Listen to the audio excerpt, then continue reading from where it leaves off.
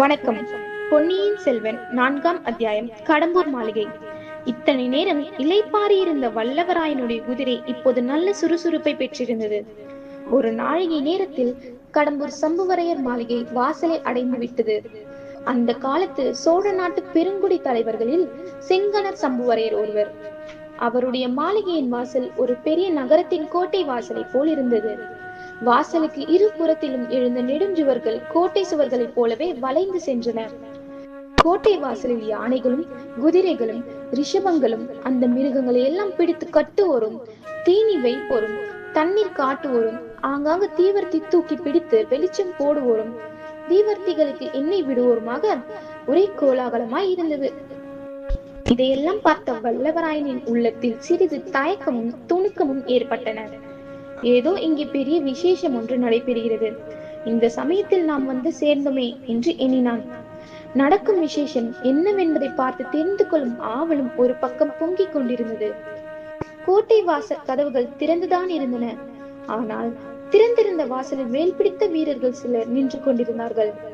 அவர்களை பார்த்தால் யமக்கிங்கரர்களை போல் இருந்தது. தயங்கி நின்றால் தன்னை அவர்கள் நிறுத்தி விடுவார்கள் என்றும் தைரியமாக குதிரையை விட்டு கொண்டு உள்ளே போவதுதான் உசிதம் என்றும் அந்த வீர வாலிபன் எண்ணினான். அந்த எண்ணத்தை உடனே காரியத்தில் நிறைவேற்றினான். ஆனால் என்ன ஏமாற்றம்! குதிரை கோட்டை வாசலை அணுகியதும் வேல் பிடித்த வீரர்கள் இருவரும் தங்கள் வேல்களை குறுக்கே நிறுத்தி வழிமறித்தார்கள். இன்னும் 4 பேர் வந்து குதிரையின் தலை கயிற்றை பிடித்து கொண்டார்கள். அவர்களில் ஒருவன் வந்தியத்தேவனை உற்று பார்த்தான். இன்னொருவன் தீவர்த்தி கொண்டு வந்து உயர தூக்கி முகத்துக்கு நேரே பிடித்தான். வல்லவராயன் முகத்தில் கோபம் கொதிக்க, இதுதான் உங்கள் ஊர் வழக்கமா? வந்த விருந்தாளிகளை வாசலிலேயே தடுத்து நிறுத்துவது என்றான். நீ யார் தம்பி?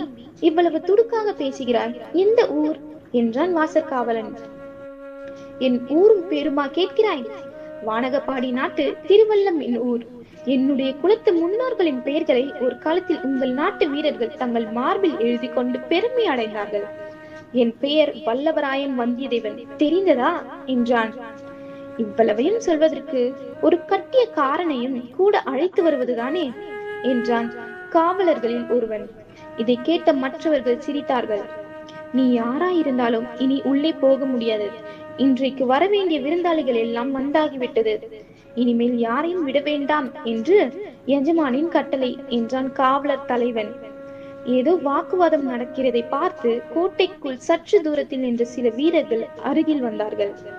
அவர்களில் ஒருவன், அடே, நாம் அங்கே திருவிழா கூட்டத்தில் விரட்டி அடித்தோமே, அந்த குருதை போல் இருக்கிறதா என்றான்.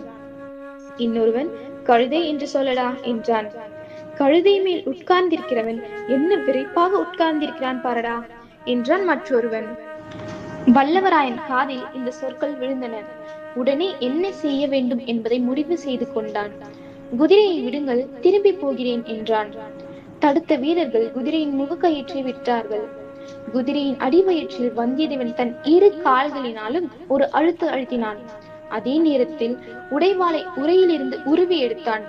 மின்னல் ஒளியுடன் கண்ணை பறித்து அந்த வாள் சுழண்டு வேகத்தினால் அவனுடைய கையில் திருமாலின் சக்கராயுதத்தை வைத்துக் கொண்டு சுழற்றுவது போல் தோன்றியது. குதிரை முன்னோக்கி கோட்டைக்குள்ளே பாய்ந்து சென்றது.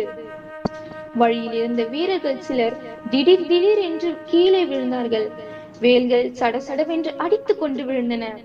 வம்பு பேசிய பழுவூர் வீரர்களின் பேரில் குதிரை பாய்ந்தது. இந்த மின்னல் தாக்கு தலை சிறிதும் எதிர்பாராத வீரர்கள் 4 புறமும் சிதறி சென்றார்கள். இதற்குள் வேறு பல காரியங்கள் நிகழ்ந்துவிட்டன. கோட்டை கதவுகள் தடால் என்று சாத்தப்பட்டன. பிடி பிடி என்று கூக்குரல்கள் எழுந்தன. சேவல்களும் வாள்களும் உராய்ந்து கிளாங் கிளாங் என்று ஒலித்தன. திடீரென்று அபாயம் அறிவிக்கும் முரசு தடம் தடம் என்று முழங்கிற்று. வந்தியத்தேவன் குதிரையை சுற்றிலும் வீரர்கள் வந்து சூழ்ந்து கொண்டார்கள்.